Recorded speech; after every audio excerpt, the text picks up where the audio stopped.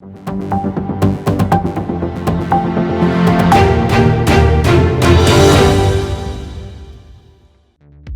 भर में कोरोना के बढ़ते मामलों को लेकर कांग्रेस की महासचिव प्रियंका गांधी ने केंद्र सरकार पर जमकर निशाना साधा है।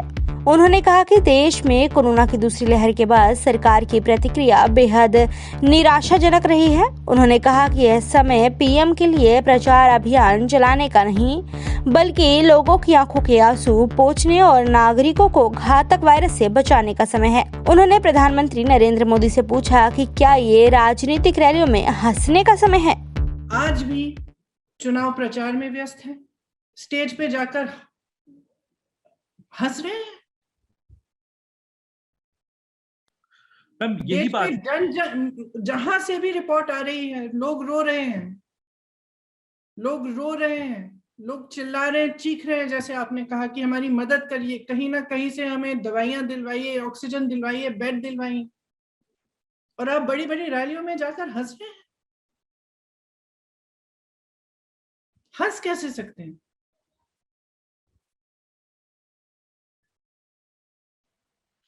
मैम यही मेरा सवाल है कि चुनावी रैलियों को क्यों नहीं कोरोना छू रहा है, या उन राज्यों में कैसे कह सकते हैं कि नहीं छू रहा है? कोई जाके चुनावी रैलियों में टेस्ट करा रहा है? कोई चेक कर रहा है कि इतनी बड़ी भीड़ इकट्ठी हो रही है, 40,000 लोग, 30,000 लोग इकट्ठे हो रहे हैं,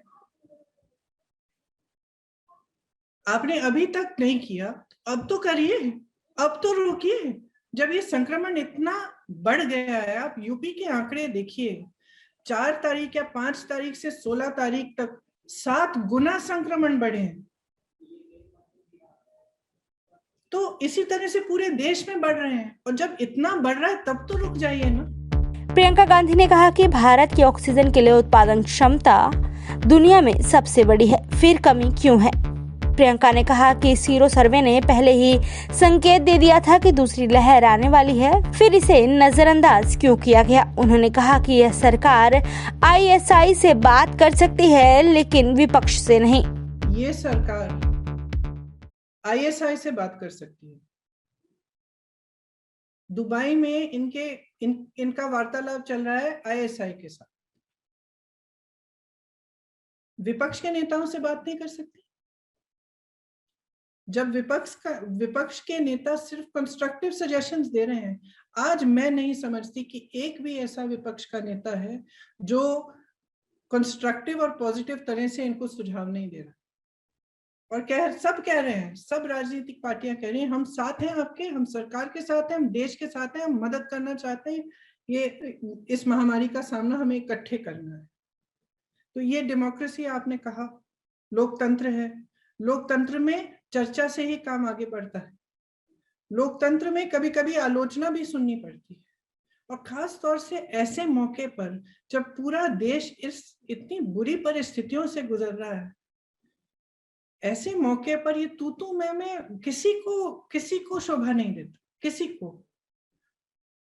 तो जब विपक्ष के नेता आपको सुझाव दे रहे हैं, तो इसीलिए दे रहे हैं क्योंकि कुछ ऐसी चीजें जो आपने की नहीं। जैसे मैं भी कह रही हूँ, मैं किस लिए इतनी उत्तेजित होकर कह रही हूँ, क्योंकि जिन परिस्थितियों को हम देख रहे हैं, जो हो रहा है हमारे सामने, हम सबके साथ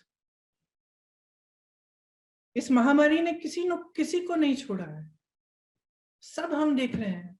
तो इन परिस्थितियों में नाराजगी तो होगी ना, क्यों नहीं किया? आपके पास समय था।